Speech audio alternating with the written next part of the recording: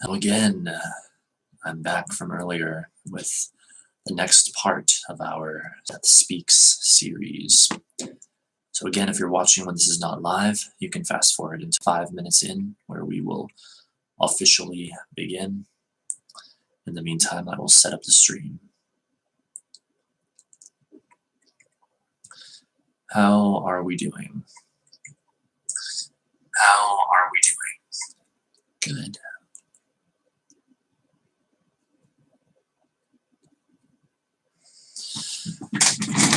I'm going to charge this.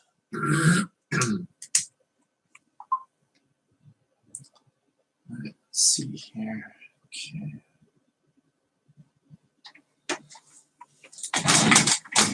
I want my battery to be nice and full for my rendezvous later.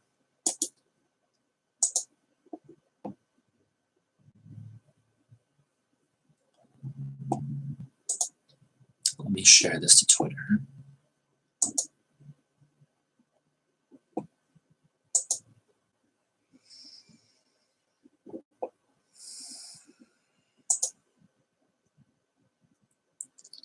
So one nice thing about this arrangement today, though, is overall, I think we're actually covering more Seth material in one day than we normally do.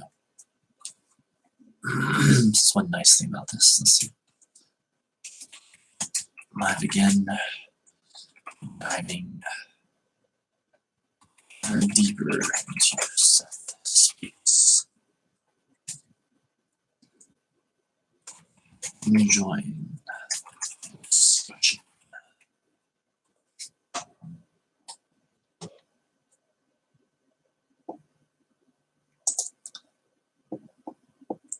Live again, diving ever deeper into Seth Speaks. Come join the discussion.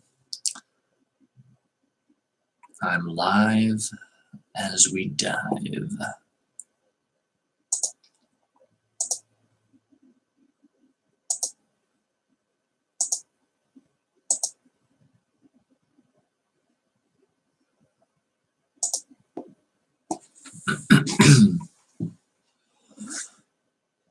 I think my fatigue is starting to get to me a little bit. I only got 4 hours of sleep last night. Though fortunately, when doing things that are fun, that naturally re-energizes me. So probably won't be too much of an issue. But I do still have a lot of resistance in my vibration that I'm always working on.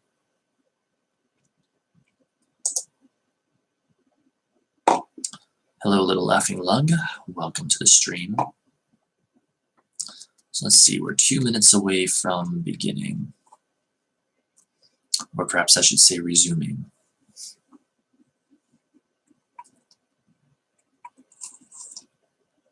I've got some ginger tea to keep my voice strong. Which really actually works, surprisingly. It like really truly works. Zoroastrian Man, hi. Hello, Acid TM. Welcome to the stream. We are 1.5 minutes away from beginning.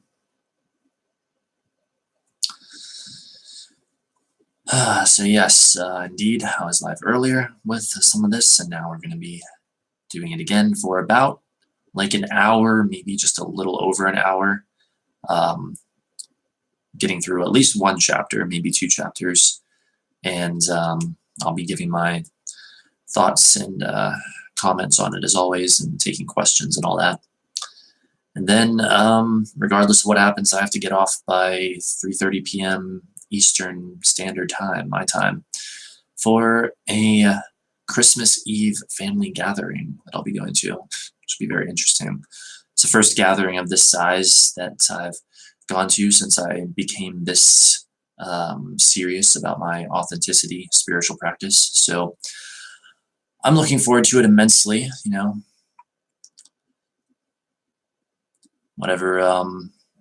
Whatever they say and whatever that makes me think or feel, I will be saying directly to all of them. So it should be very interesting, you know. I'm looking forward to this rebalancing of energies, so to speak. It's like, good luck in validating me now. Invalidation cannot withstand the vibration of that which is authentic. But anyway, I see we're 5 minutes in, so let us begin. Wait, you're drunk for the first time in your life? Oh boy. I'll be having some of that later. I won't be getting drunk, but I'll be having a little bit of alcohol if there's alcohol at this place, which I think that there is. Try to avoid family gatherings, so it seems to relate to anyone there. Yeah, I don't think I relate to any of my family either. But the thing is, I was invited and I thought, I might as well go. It sounds like more fun than not, that's for sure. And furthermore, well, if you invite Poetic Heretic to a party, you get what you asked for. So that's all I'm going to say. Follow my Twitter for any intense happenings that might take place. I'll have to tweet them out if they do. I don't know. To me, it's personally quite amusing because I know for a fact that there's no way that I'm going to be invalidated or silenced or anything this time around. So anyway, I feel like there was one more thing I wanted to say. Just again, we're reading Seth Speaks by Jane Roberts. You guys obviously know that. And yes, this will be for an hour or so. And without further ado, let us begin. Chapter 18, Various Stages of Consciousness, Symbolism, and Multiple Focus. The next chapter will be called Various Stages of Consciousness, Symbolism, and Multiple Focus. Within your own personality, all facets of your consciousness converge, whether or not you are aware of it. Parentheses, long pause. The space or the pace was still slow at this point. Consciousness can be turned in many directions, obviously, both inward and outward.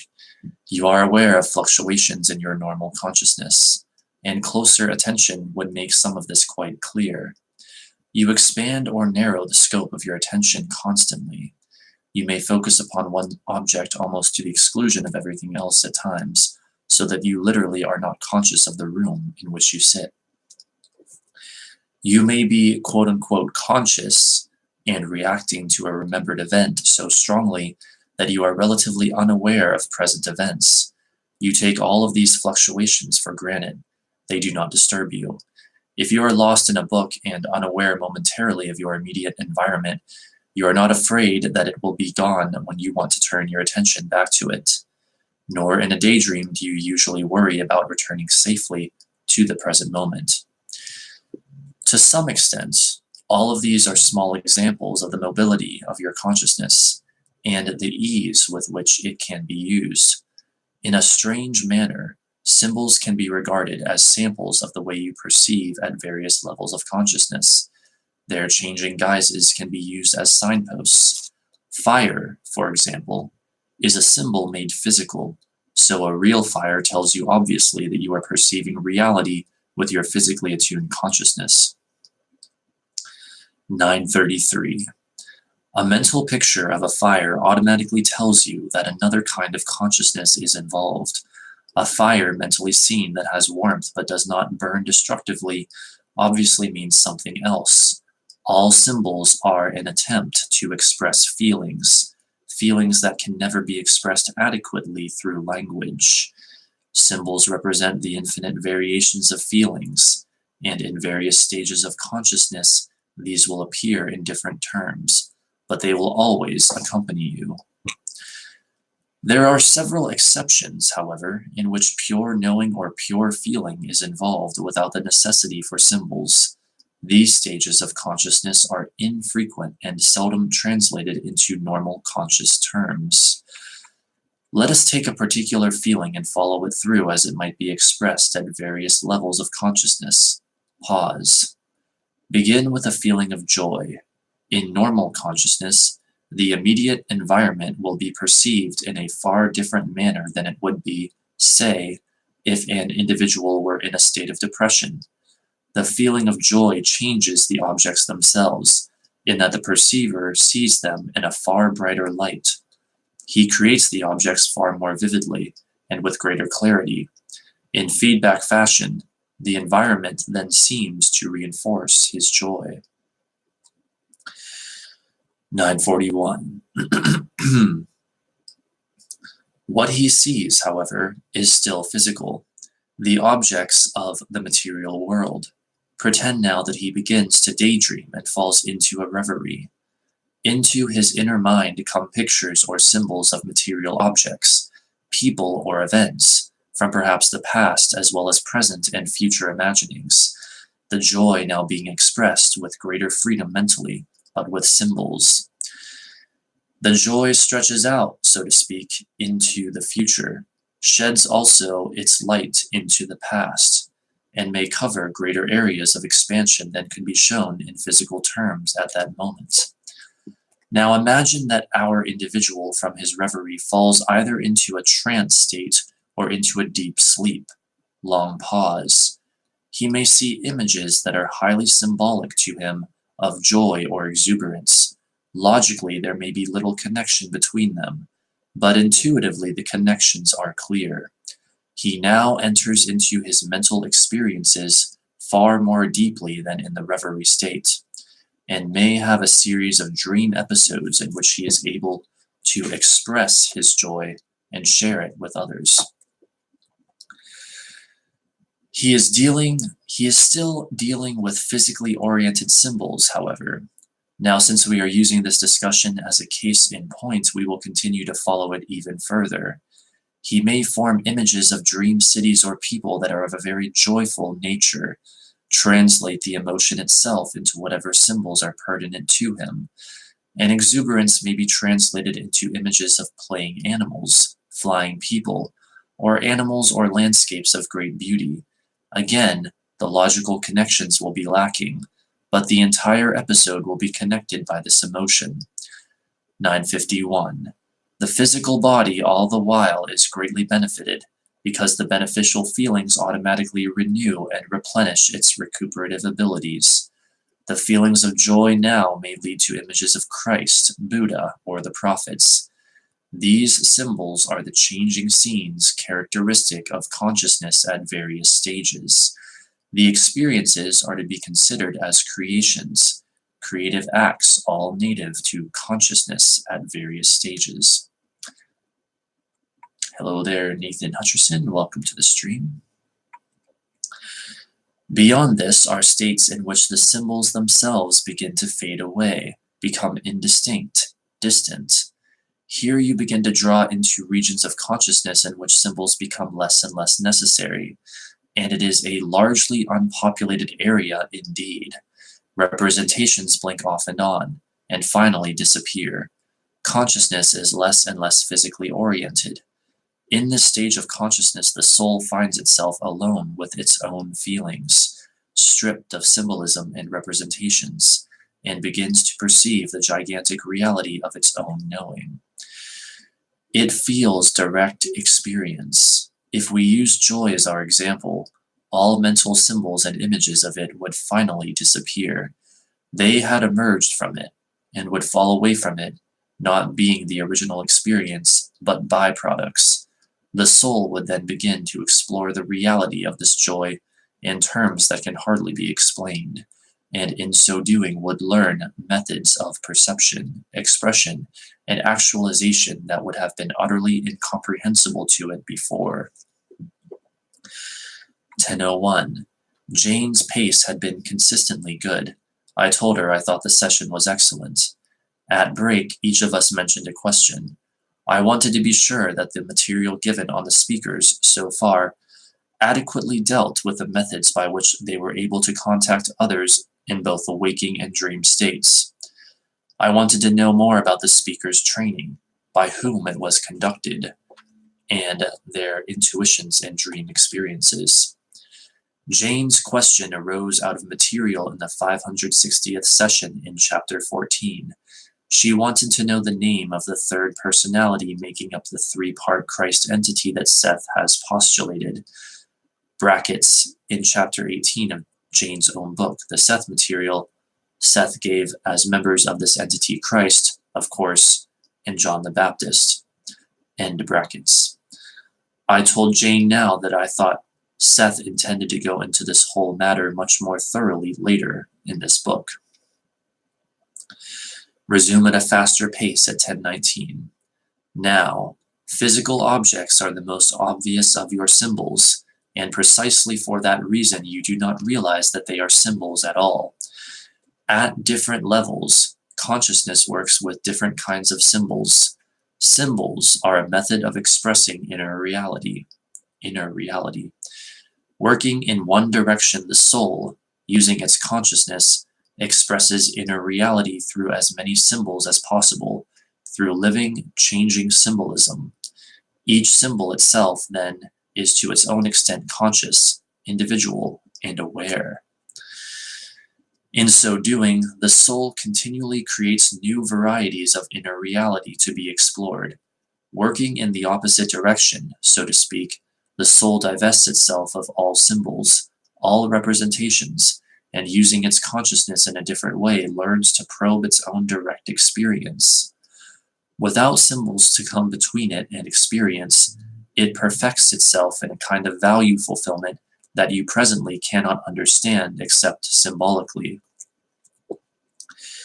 Now these efforts go on whether you wake or sleep. Once you are aware of these activities, however, it is possible to catch yourself in various stages of consciousness, and even at times to follow your own progress, particularly through dream states. Your body is your most intimate symbol at this point, and again, your most obvious. 10:23. You will use the idea of a body in most stages of consciousness. When you leave your physical body in any kind of out-of-body experience, you actually leave it in another that is only slightly less physical. This in turn is quote-unquote later discarded for one still less physical. But the idea of the form is so important a symbol that you carry it through all of your religious literature and stories of hereafter. At one point it will vanish with the other symbols. Now there was a time, speaking in your terms, before the making of symbols, a time so divorced from your idea of reality that only in the most protected areas of sleep does any memory of it ever return. It seems to you that without symbols there would be non-being, but this is a natural enough deduction since you are so symbol-oriented. Parentheses. Jane's delivery had been fast ever since break, and continued so. Those stages of consciousness that occur after death still all deal with symbols, though there is much greater freedom in their use, and greater understanding of their meaning. But in higher stages of consciousness, the symbols are no longer necessary, and creativity takes place completely without their use. Obviously, you cannot become aware of that stage of consciousness now, but you can keep track of the way symbols appear to you in both waking life and the dream state, and learn to connect them with the feelings they represent. You will learn that certain symbols will appear personally to you at various stages of consciousness, and these can serve as points of recognition in your own explorations. When Rupert is about to leave his body from the dream state, for example, he will often find himself in a strange house or apartment that offers opportunities for exploration. The houses or apartments will always be different, and yet the symbol is always a signpost that he has reached a particular point of consciousness and is ready to enter another state of consciousness. Each of you will have certain symbols that serve the same kind of purpose, highly individual to you. Unless you make an effort at self-exploration, however, these symbolic guideposts will make no conscious sense. 10:36. Some such symbols stay with you for life. Some, in periods of great change, may also alter their character, bringing forth a certain feeling of disorientation as these unconsciously familiar symbols undergo transformation. The same sort of thing applies to your physical living. A dog may be a symbol to you of natural joy, for example, or of freedom. After seeing an accident in which a dog is killed, then dogs may mean something entirely different to you. This of course is obvious, but the same sort of symbol changing may occur within dreams. The dog's accident may be a dream experience, for that matter, that then changes your conscious symbolic feeling toward dogs in the waking state. One person may symbolize fear as a demon, as an unfriendly animal, or even as some perfectly simple, ordinarily harmless object. But if you know what your own symbols mean, then you can use the knowledge not only to interpret your dreams, but also as signposts to the state of consciousness in which they usually occur. These symbols will change, therefore, in various stages of consciousness. Again, the logical sequence is not present, but the underlined intuitive creation will change the symbols much in the same way that an artist might change his colors. You may take your break. 10:44, resume at the same fast pace at 10:58.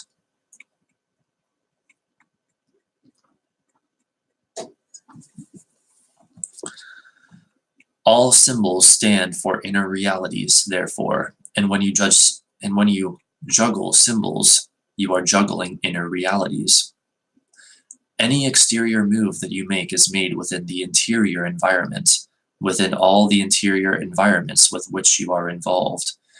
Symbols are highly charged psychic particles, and that includes physical objects that have strong characteristics of attraction and expansion, that stand for inner realizations and realities that have not been perceived through direct knowing.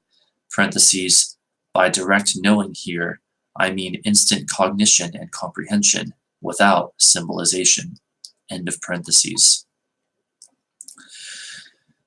Even the symbols, then, at various stages of consciousness will appear differently, some seeking to have stability and permanence as your physical objects, following the principles or root assumptions of corporeal reality, and some changing much more quickly, as in the dream state, these being more immediate and sensitive indicators of feeling.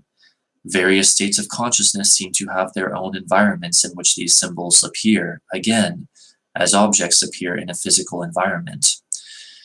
Seemingly non-stable mental objects appear in the dream environment at certain levels.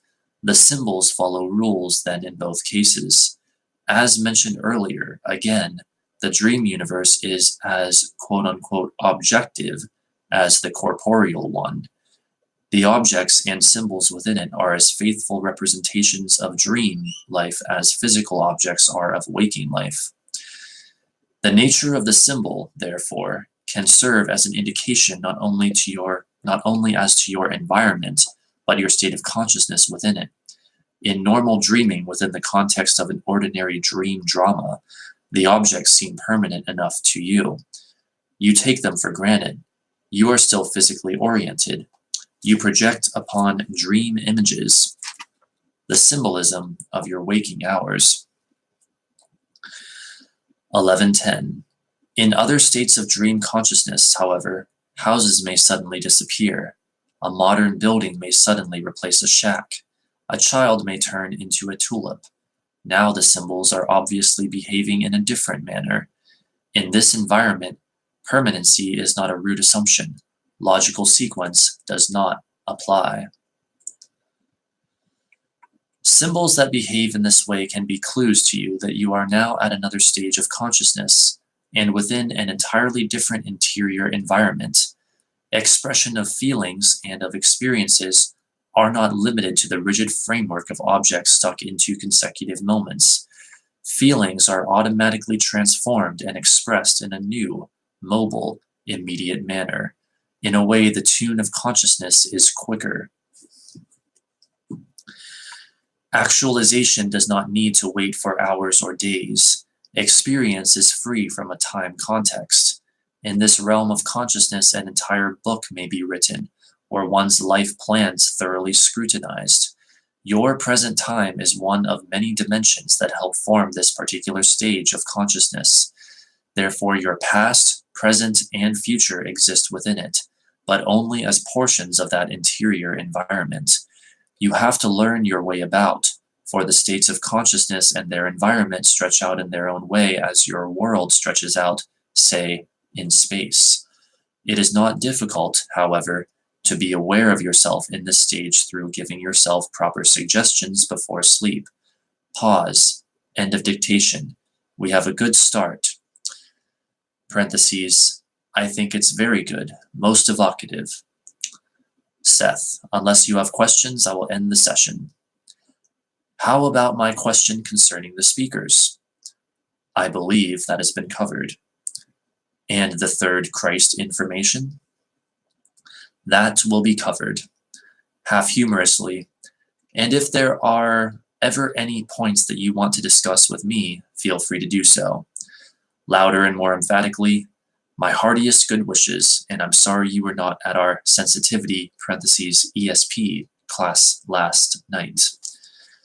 So am I, Seth, but you know I was busy. Thank you and good night. 11:24 p.m. The pace had again been fast. My writing hand felt it. All right, that concludes that session. Any comments or questions? Oh boy, this is some good stuff. I'm really enjoying it.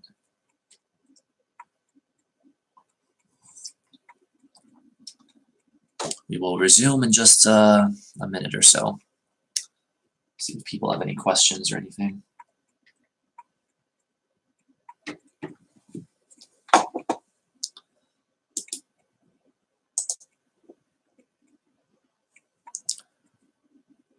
Status of the stream is looking good.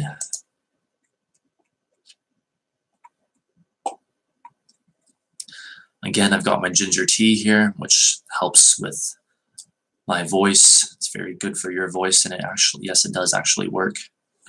So I highly recommend that for people who do a lot of reading or speaking or talking or whatever, or just want to help out their voice.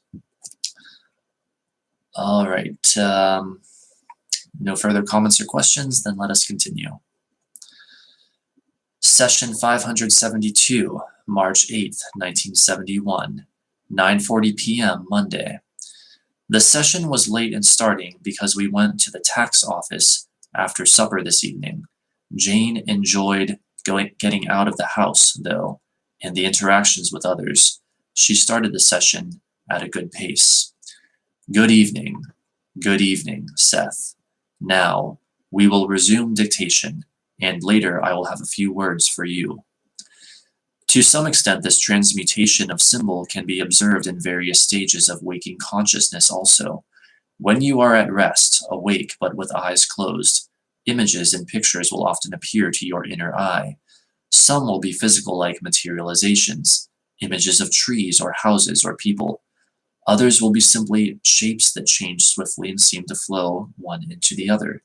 As a rule, even the images that are recognizable will quickly be replaced by others in a kaleidoscope of constantly changing forms.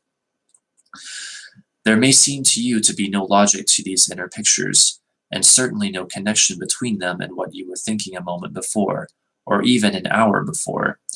To some extent, they seem disconnected from you and not of your doing. Often, however, they represent the characteristics shown by consciousness when it is somewhat turned away from physical stimuli. The form of symbols is changed as the states of consciousness change. Pause at 9:48. The images that you see in this circumstance represent the thoughts and feelings experienced just before you closed your eyes, or those that were paramount in your mind somewhat previously. The minute your eyes are closed, the thoughts and feelings express themselves through this symbolism. Because the images may seem to have no direct connection logically to these thoughts and feelings, you do not recognize them either as your own, nor are you able to tie them up with what they represent. I am putting this rather simply here. Pause. Imaginatively, you have greater freedom to express feelings than you do practically. An earlier particular fear felt during the day involving, say, a loss of a job may then be translated when you close your eyes into a series of seemingly unrelated symbols, all, however, connected to that one fear. You may see in a quick series of pictures a deep hole in the ground. It may be replaced by a street urchin, obviously poor and from another century. A casket may appear, or a black wallet fly through the air. You may see a severe, dark, wintry scene. The picture of a character from an old book long forgotten may appear and disappear. In between may be a grouping of opposing symbols, representing your hope, a spring flower, a table loaded with food, a new suit of clothes, any sign of abundance that would have meaning to you. Nowhere would the thought of the potential loss of a job enter in. It would seem to you that you had forgotten it. 957. Through the use of symbols, however, your feelings would be given full play, each image rising and falling in flow with feelings so far underneath consciousness, pools of emotion, that you were not aware of them. They would automatically bring about these images, however. Now, with reflection, you could connect these with their origin, but usually they would pass you by. If you let yourself lie still longer with eyes closed, the symbolism would continue to change character, losing perhaps some of its visual characteristics and growing more intense in other directions. You might think you smell a particular odor, for example, that is distasteful to you, parentheses, following through with the situation as given. You might, instead, translate the fear into a frightening physical sensation and suddenly feel that you are falling, or that something unpleasant touched you. Any of these changing characteristics of symbols should alert you to the altered state of your consciousness. If you let yourself drift off into sleep here, you would most probably manufacture 2 or 3 dreams that symbolize the fear, dreams in which you consider and try out possible solutions within the dream context. The job situation might never appear as such within any of the dreams, of course. Still, to the unconscious, the problem has been set and given. In the following deep, protected areas of sleep, the higher centers of the inner self are allowed to function and come to the aid of the three-dimensionally oriented portion of the personality. This more liberated self sees the situation much more clearly, suggests a given line of action, parentheses, but does not order it, and informs the dreaming self. The dreaming self then manufactures a group of dreams in which the solution is stated within a symbolic dream situation. 10:11. The final and more specific interpretation is done in areas of dreaming closer to the waking self, when the symbols grow more and more specific. There is a much more narrow aspect to symbolism, therefore. The closer you get to waking consciousness, the more limited and narrow the symbol. The handier it is in a given physical circumstance, the less valuable it is as a waking lifetime characteristic symbol. To some extent, the more precise a symbol is, the less meaning it can contain. In the most important dream work, done in the deep, protected sleep periods, the symbols are powerful enough and yet condensed enough so that they can be broken down, used in a series of seemingly unrelated dreams as connectives, retain their original strength and still appear in different guises, becoming in each succeeding dream layer more and more specific. Now, even as you go about your day, your consciousness fluctuates, and you can catch yourself, quote unquote, symbolizing in these different ways if you get in the habit of observing but not interpreting the state of your mind. Each physical event that has happened to you is filed away within your psyche as a definite group of symbols. These do not represent the experience, they contain the experience. These represent your personal symbol bank as far as your present life is concerned. Pause at 10:20. There is a great unity between your daytime symbols and your dreaming ones. In a miraculous shorthand, many symbols carry the burden of far more than one experience, of course, and one symbol will therefore evoke not only one given experience, but similar ones. Personal association, therefore, is highly involved with your personal bank of symbols, and it operates in the dream states precisely as in waking life, but with greater freedom, and drawing from the future in your terms, as well as from the past. Therefore, you have greater use of symbolism in the dream state, for you are aware of past and future symbols. These vary in intensity. Often they cluster together. Such multidimensional symbols will appear then in many ways, not simply visually. They will affect not only your own physical reality, but all realities in which you are involved. In a manner of speaking, the symbols that you know are but the tail end of greater symbols. You may take your break.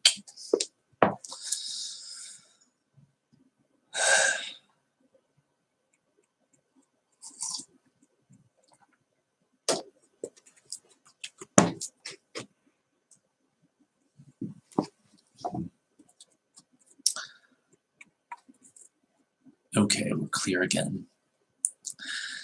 10:28. Jane's trance had been deep.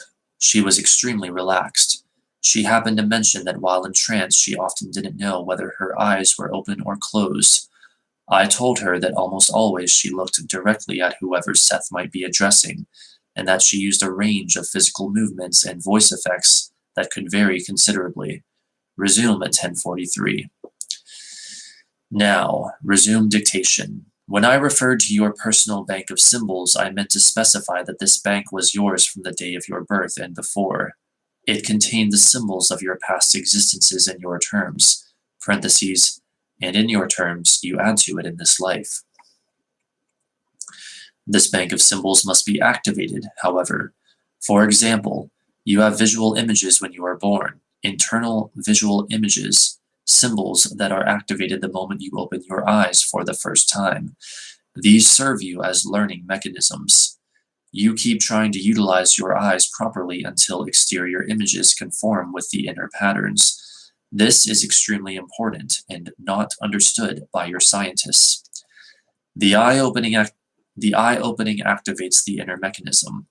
If there is something wrong physically with the eyes, if they are blind, for example, then that particular mechanism is not activated at that time.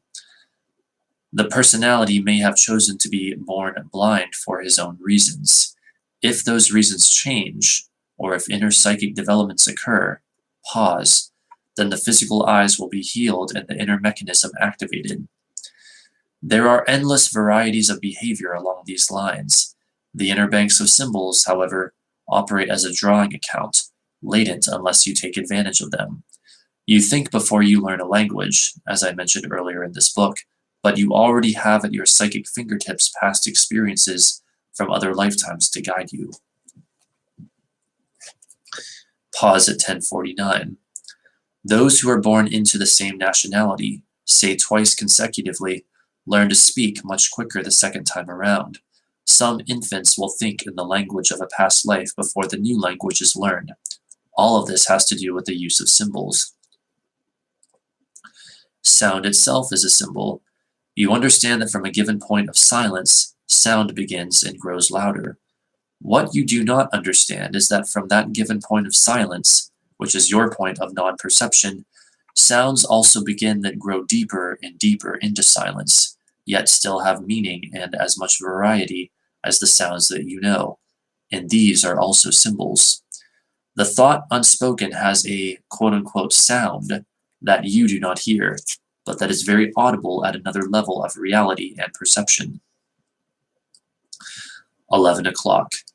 Trees as they stand underlined are a sound that, again, you do not perceive.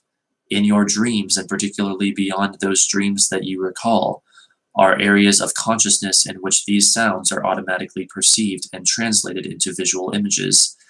They operate as a sort of shorthand.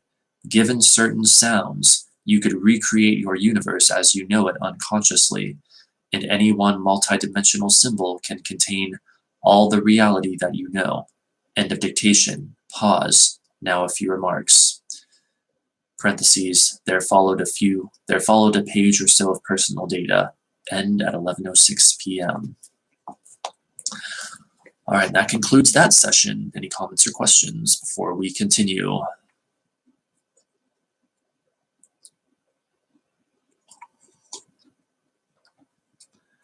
I think my heater needs turned down slightly.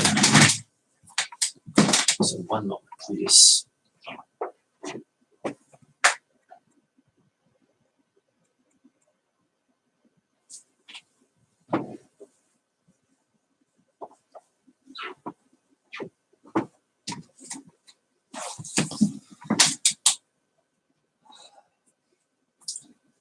My phone is fully charged.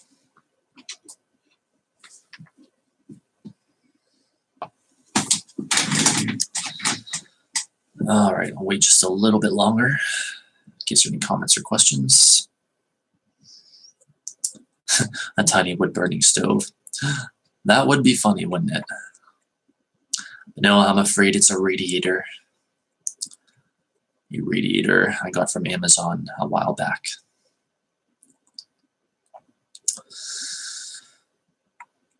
I'm feeling a bit of fatigue, but I'm holding out well enough. So it looks like it's time for us to continue. Session 573, March 10th, 1971, 9:37 p.m. Wednesday. The session was witnessed by Patty Middleton, who drove down to Elmira from Ottawa, Canada yesterday to attend Jane's ESP class. We met Patty in Philadelphia, Pennsylvania in September 1970, while we were on tour for Jane's own book, The Seth Material. Today, Patty filled Jane in on her studies in operant conditioning, how, with a simple yoga-like technique monitored by an electroencephalograph, she learned to quote-unquote turn on her alpha brainwaves. This resulted in her achieving a certain state of relaxed awareness, where perceptions and feelings were held in ideal balance. The alpha technique is thought to have many medical potentials, although it isn't really known how the state is produced. Each practitioner has his or her own explanation and quote-unquote feeling for it. Seth comments briefly on alpha at the beginning of the session. Apparently there's videos on YouTube that will do that for you, allegedly at least, you know, things like HemiSync and I forget what the other one's called. But yeah, if you just search stuff like that on YouTube, you can find videos that apparently do that for you. Patty enthusiastically told us that Seth's material on the various stages of consciousness in the 569th and 570th sessions in Chapter 17 closely agreed with her recent studies. In addition, her comments and information fit in so well with this present chapter that I began to wonder if something more than coincidence had led her to visit us now. We hadn't been corresponding with her.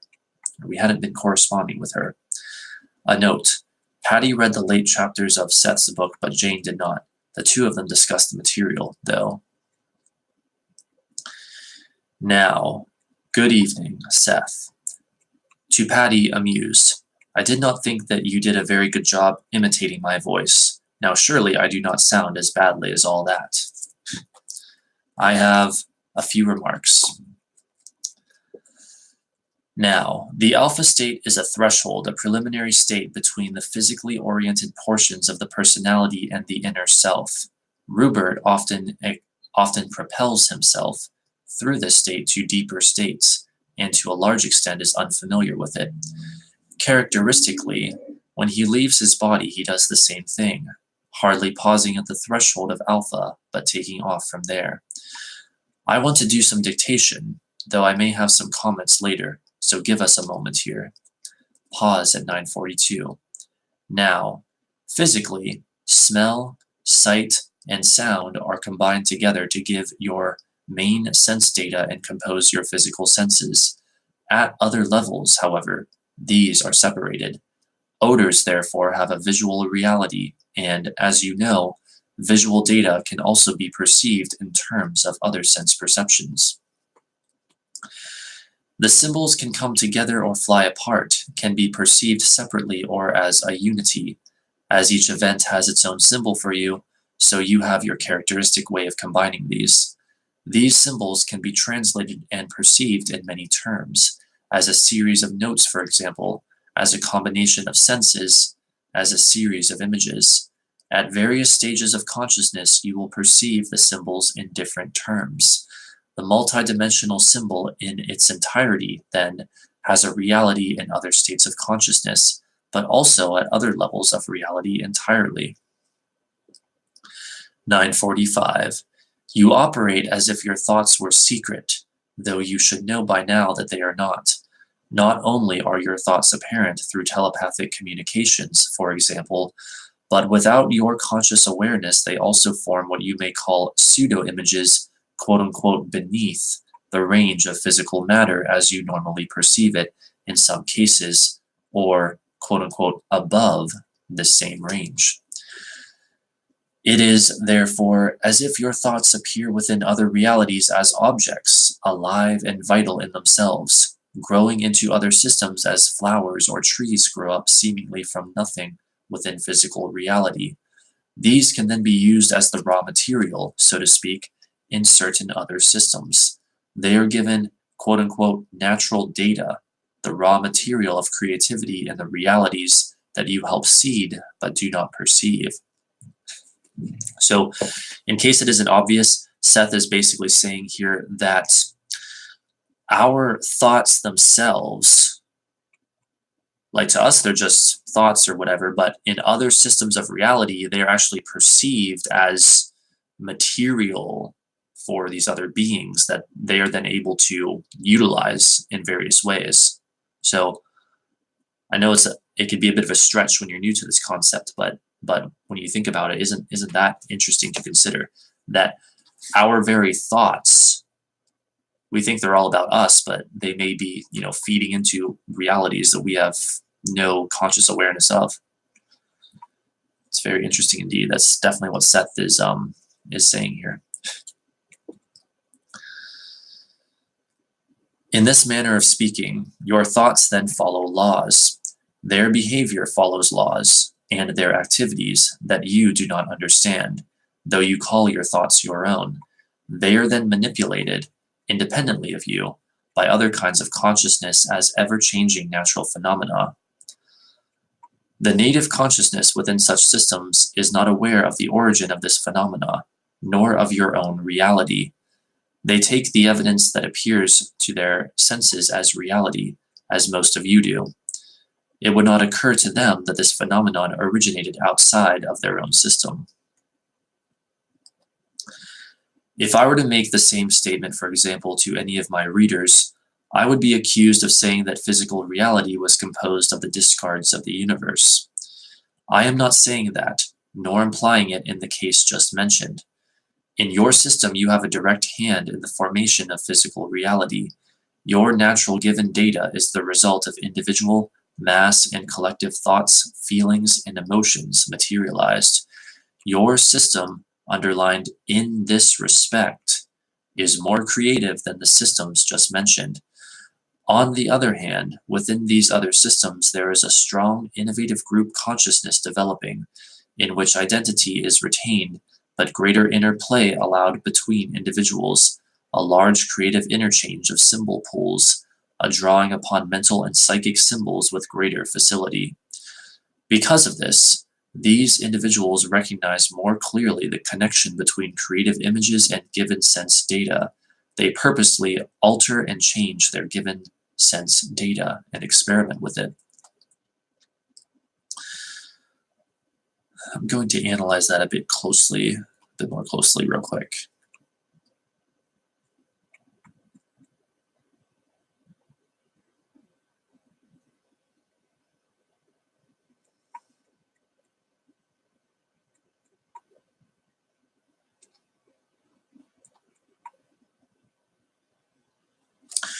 Seth almost seems to be implying here then that these, I don't know, like if I'm understanding this correctly, that these other beings that would work with our thoughts as like raw material or whatever are more aware of the creative and intuitive connections between them, like more aware than we are, generally speaking, I think. Within these other systems, there is a strong innovative group consciousness developing, in which identity is retained but greater interplay allowed between individuals, a large creative interchange of symbol pools, a drawing upon mental and psychic symbols with greater facility. Because of this, these individuals recognize more clearly the connection between creative images and given sense data. Yeah, because of this, these individuals recognize more clearly the connection between creative images and given sense data. They purposely alter and change their given sense data and experiment with it. Huh. Fascinating.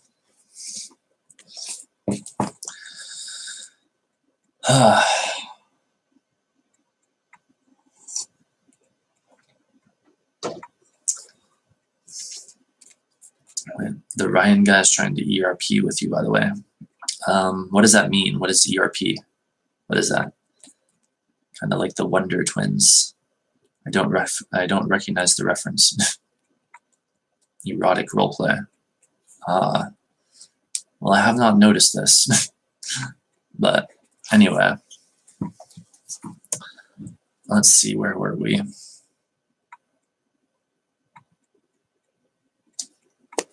Pause at 10 o'clock. All of this involves a working with symbols in a most intimate manner. At certain levels of your personality, you are aware of all the different ways in which symbols are used, not only in your system, but in others. As mentioned earlier, no system of reality is closed. Your thoughts and images and feelings, therefore, alter the given sense data in some other systems. The innovative patterns developed in those systems, however, can be to some extent perceived within your own. There are constant bleed-throughs. In your various stages of consciousness, you pass through areas that can be correlated with many of these systems. Some stages through which you pass are native stages to other kinds of consciousness, and while passing through these, you will find yourself using symbols in the way that is characteristic of that level. Now you may take a break and rest your fingers. To Patty. And if you think a pretty thought, you may make a flower grow up there. Parentheses, in the living room. Somewhere. 10:03. Jane's trance had been good, her pace fast, her voice quiet. During break, while the three of us tried alpha states, Jane abruptly found herself projecting. A magnificent seckel pear tree, well over 2 stories tall, used to grow on the property west of our apartment house. We often admired it from our living room windows. Last year, the owner of the house next door, a professional man, had the tree cut down to make room for a parking lot. Jane said she seemed to use the alpha state as the base for a projection into the past and into this tree. She found herself, briefly, amid a cluster of its leaves peering out. All right.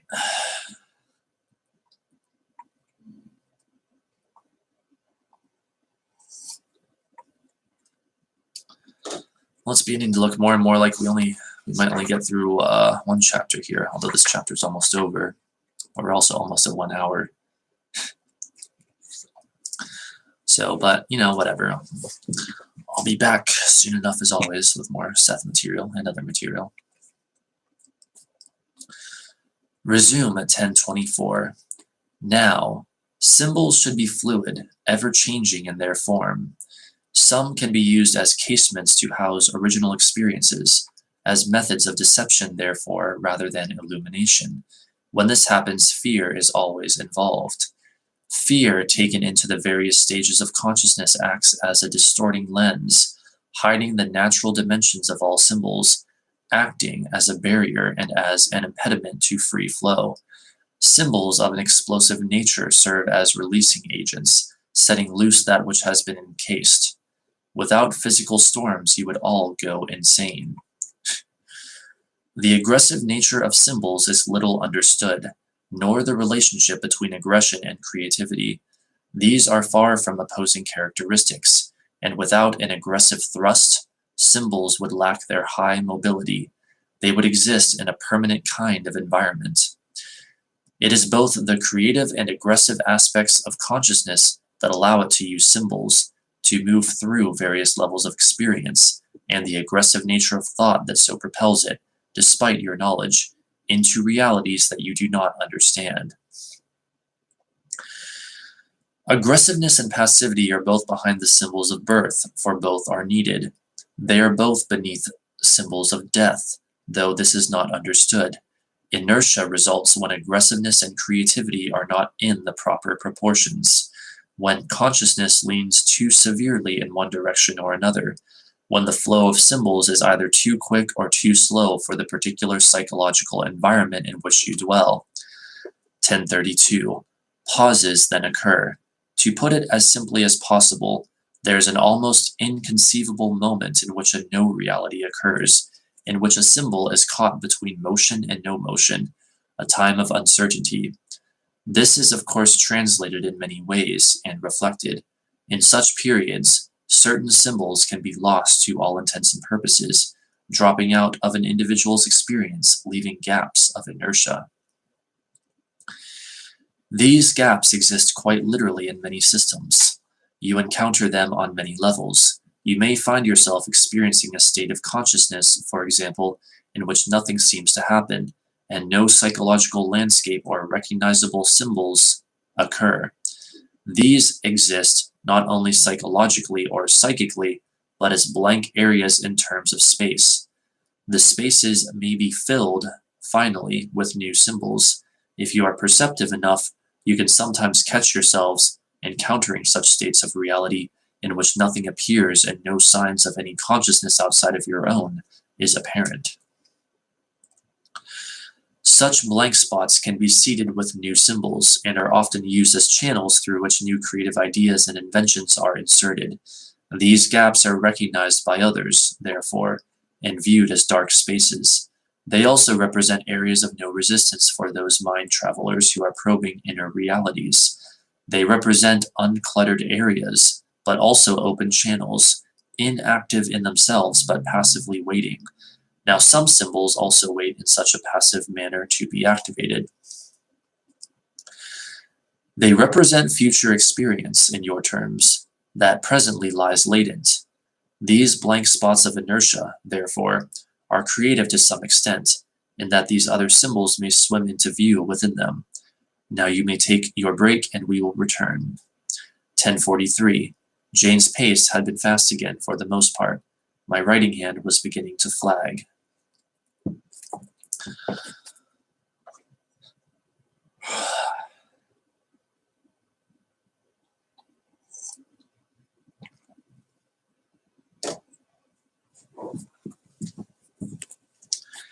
Resume in the same manner at 11:12. Now, we will end dictation and give us a moment. Pause. The alpha level is undifferentiated. The energy there is available to be used as you want to. It is the fountainhead or pool in which reservoirs of energy are held in reserve, pulled between the more interior self and the outer self. Into this area come signs and portents from deeper levels of the personality. Because it is so situated, it is also of particular use in manipulating the physical organism. As you are learning, spontaneity is extremely important here. Your intent before you enter the alpha state largely predetermines the kind of experience you will have, automatically focusing your attention in those specified areas. It is also beneficial to dip into those areas with no purpose in mind, for here whatever necessary information that you require without your conscious knowledge can be made available. When you learn to explore this region, you can use it as a launching pad for other activities. In so doing, you leave your physical body in good hands. When your consciousness leaves your body, the alpha state maintains its good condition for you. It does this, of course, in any case. The answer to past lives lies in a deeper level, however. You can fish for it from the alpha state if you prefer. Parentheses, Patty.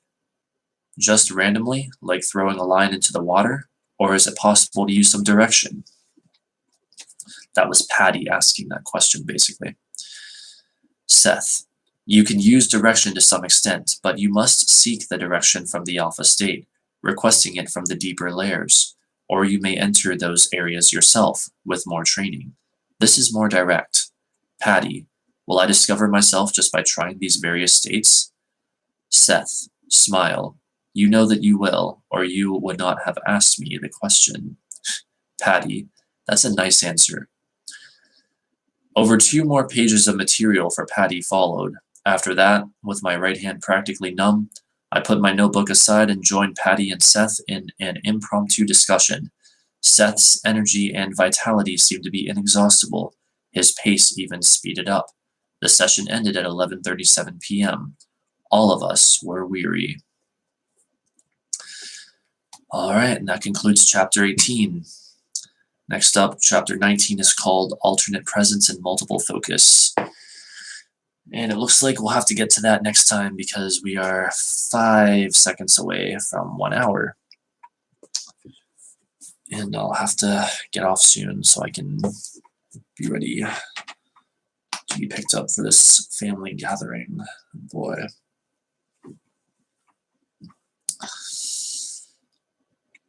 So, comments or questions on the material, anyone? I do want to mention, here we'll have an authenticity moment. The stream that on the stream that I had last Wednesday, and I mentioned this earlier, but I want to go deeper into it.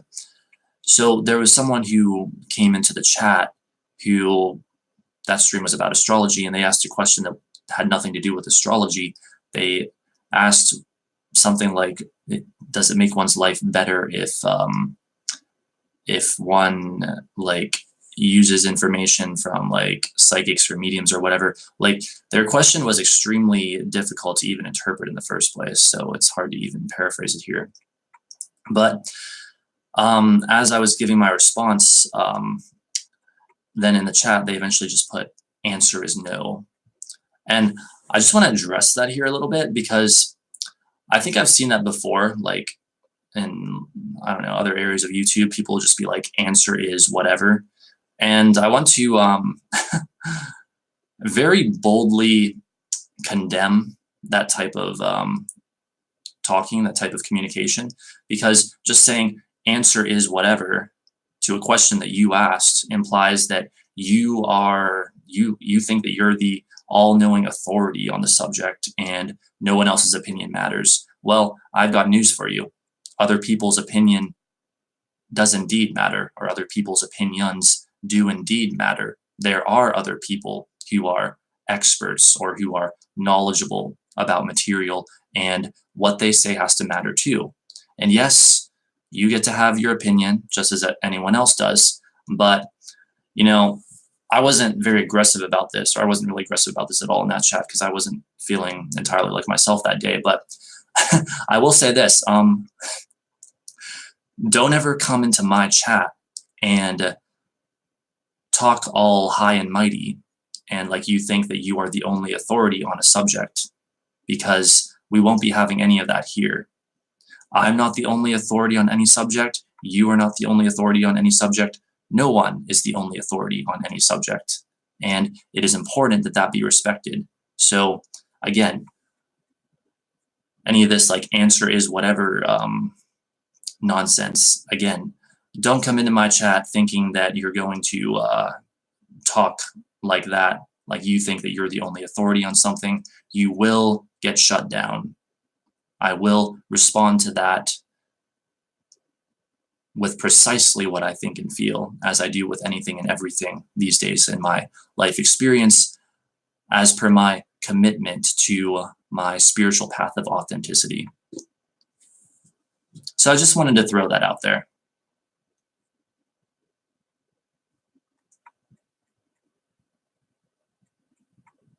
Just some atheist shit, lad. Don't worry about it. Everyone's truth is subjective. Yeah. See, the thing is, though, there are many people who would advise me to, oh, just ignore such people because they're just haters or they're just trolls or whatever. Well, I completely respect that and I appreciate that. Like, thank you very much. I appreciate that. But I do have to be honest, I can't do that. And the reason I can't do that is because I'm aware that those haters and those trolls, whether I like it or not, whether you like it or not, whether anyone likes it or not, are a reflection of me, and they're a reflection of all of us. So to ignore them is essentially to ignore a part of myself, and I'm not going to do that. Now, could I be maybe a little bit more loving towards them? Perhaps, but you know, I'm going to say what I feel in the moment, and what I feel is completely valid, no matter how combative or angry or even hateful it would be towards them. And if I end up changing, you know, as I go further along my spiritual path and end up being more loving towards them, then I will be perfectly happy to say so. But in the meantime, I'm basically going to tell people exactly what I think and feel about them, because that is the path, that is the spiritual path of authenticity that I am committed to. So yeah, just wanted to throw that out there. Of course, what's really funny is they didn't even come into a Seth stream and say that, though. They came into an astrology stream. Like what? Like why would you like? Don't you want to criticize it on the stream that's actually about the thing you're criticizing or being hateful towards, or however you want to put it? You know. And it's like there's something else I was going to say about that. I can't remember, but it's like, yeah, it had nothing to do with astrology. It's like, well, why not come into, one of the actual Seth streams? Oh, wait, I remember. The other thing was their original freaking comment was so like difficult to read, so unintelligible. I didn't even know what they were saying. It's like, if you're going to troll someone or be hateful or whatever, you might want to actually make sure that your trolling or your hate is actually readable for that person. Otherwise, like, it's not going to get through. Like, you might want to actually make sure that that it's actually, understandable, or your hate or whatever is going to have no effect because they can't understand it. So anyway, so how's everyone doing? Sorry, I missed so much of the streams. Had family functions, got a Kindle to fix now. That's okay, Connor. I'm happy that you're here now, and you're one of my most frequent viewers, so don't worry about it. It's cool.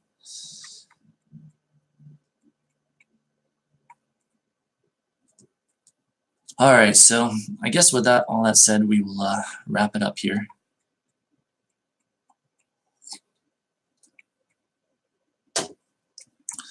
I will, of course, be back in 2 days on Wednesday with, I don't know what I'll do for that stream yet, but whatever I'm in the mood for. And then, of course, on Saturday with another tarot stream. And hopefully, if we're lucky, fingers crossed, as they say, the Thoth deck will be here soon, thanks to the donation that I got. Thanks to the Laughing Lug and Connor for that. But if not, then it'll definitely be here, I'm sure, by the time we get to the following week, the Wheel of Fortune. And then, of course, on Monday, I'll be back with another Seth stream. So let's see. Try to have fun, lad. Let us know how it goes. Thank you very much. I'll do my best. Enjoy your family gathering, lad. Thank you so much. I plan to. It should be a lot of fun. All right, so let me think. Is there any other announcements I want to make before I go? Let's see. I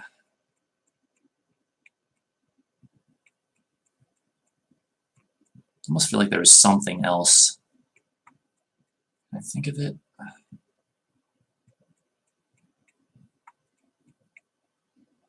Oh, just one other thing came to mind earlier about that previous stream. There was another person. There was another person who said something like, what was it? After I said I wasn't doing any astrology readings for people, like they're like, well, what about Sagittarius? When I do a reading for them? And originally they'd asked if I do a reading for Gemini, and it's like, if I wouldn't do a reading for Gemini, then why the hell would I do a reading for Sagittarius? But which is what I should have said then, but I wasn't wasn't entirely myself that day, which happens from time to time, because even I, poetic heretic, get into negative vibrations that I can't entirely control. But it's all right, whatever. Hopefully they'll come back, and then I'll get my chance to really grill them. It's like, let's make some goddamn progress with these interactions with these haters or trolls or whatever. Let's see their trolling try to survive within my atmosphere of authenticity.